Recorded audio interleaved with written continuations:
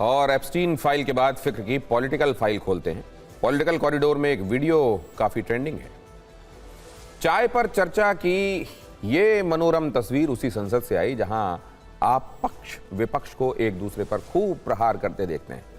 भारत की सियासत में ऐसे दृश्य आजकल कम ही देखने को मिलते हैं जहां सरकार और विपक्षी एक साथ बैठकर चाय की चुस्कियां ले रहे हों। वैसे दम घोटू दिल्ली में प्रदूषण का आफतकाल चल रहा है, हेल्थ इमरजेंसी वाली स्थिति है। लोकसभा में कल इस पर 4 घंटे की चर्चा भी होनी थी, लेकिन अन्य वजहों और माननीयों के हंगामे के चलते ये चर्चा शुरू होने से पहले ही दम तोड़ गई। शायद ये मुद्दा उनके लिए उतना गंभीर ही नहीं था। हालांकि आज सुबह चाय पर चर्चा के साथ शीतकालीन सत्र की हैप्पी एंडिंग जरूर हुई।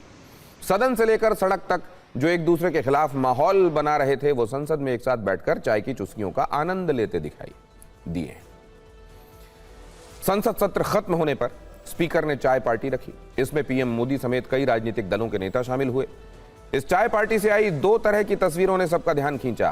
पहली तस्वीर में पीएम मोदी के साथ सोफे पर स्पीकर, जबकि दूसरी कुर्सी पर राजनाथ सिंह और उनके बगल में संसदीय कार्य मंत्री किरण रिजिजू बैठे थे।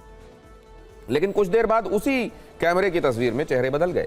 सोफे पर तो पीएम मोदी के साथ स्पीकर ही बैठे थे, दूसरी कुर्सी पर राजनाथ सिंह भी थे, लेकिन अब उनके बगल में किरण रिजिजू की कुर्सी पर प्रियंका गांधी बैठी थी।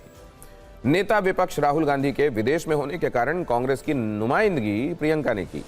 तस्वीरों और वीडियो में दिख रहा है नेताओं की चाय पार्टी में माहौल काफी खुशनुमा था। इस दौरान प्रधानमंत्री नरेंद्र मोदी और प्रियंका गांधी के बीच सौहार्दपूर्ण और गर्मजोशी भरी चर्चा हुई। सूत्रों का कहना है कि प्रियंका ने अपने संसदीय क्षेत्र वायनाड से जुड़े कुछ मुद्दों का भी जिक्र किया। इसके अलावा उन्होंने कहा कि वो वायनाड का एक हर्ब, एक जड़ी बूटी इस्तेमाल करती हैं, खाती हैं और इससे उन्हें एलर्जी नहीं होती। इस दौरान पीएम मोदी और रक्षा मंत्री राजनाथ सिंह मंद मंद मुस्कुराते रहे। प्रियंका ने पीएम मोदी के हाल की विदेश यात्रा के बारे में पूछा कि यह कैसी रही, जिस पर प्रधानमंत्री नरेंद्र मोदी ने कहा कि यात्रा बहुत सफल रही।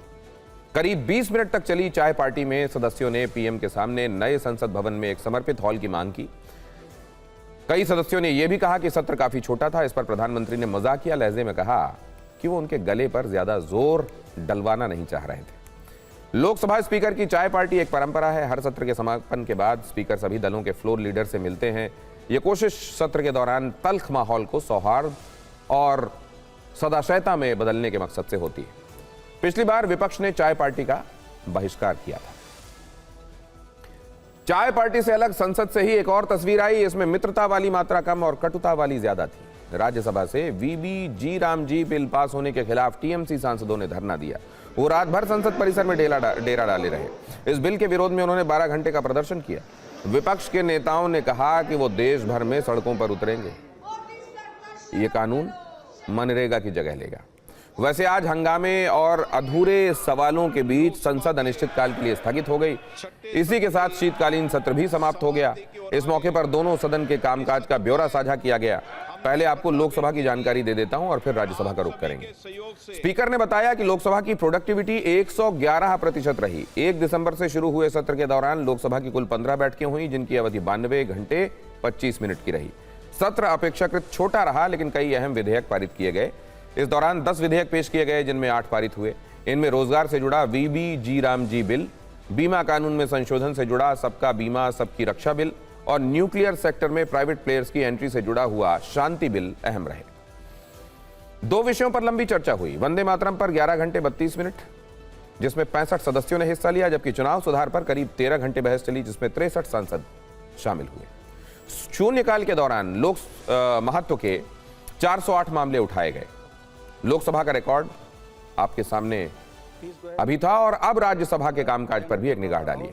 राज्यसभा के सभापति ने भी सदन के कामकाज का ब्यौरा साझा किया। बताया कि इस सत्र में लगभग 92 घंटे की बैठकों के साथ 121% उत्पादकता दर्ज की गई। शून्यकाल के विषयों में भी बढ़ोतरी दर्ज की गई।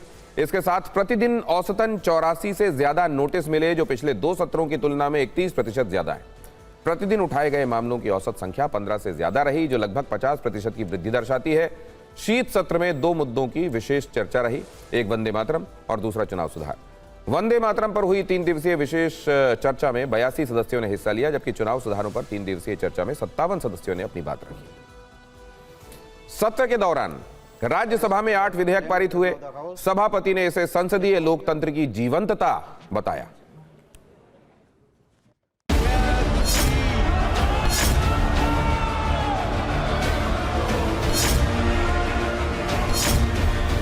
अब हम 18वीं लोकसभा के 6ठे सत्र की समाप्ति की ओर आ गए हैं। इस सत्र में हमने 15 बैठकें की। आप सभी के सहयोग से इस सत्र में सभा की उत्पादकता 111% रही।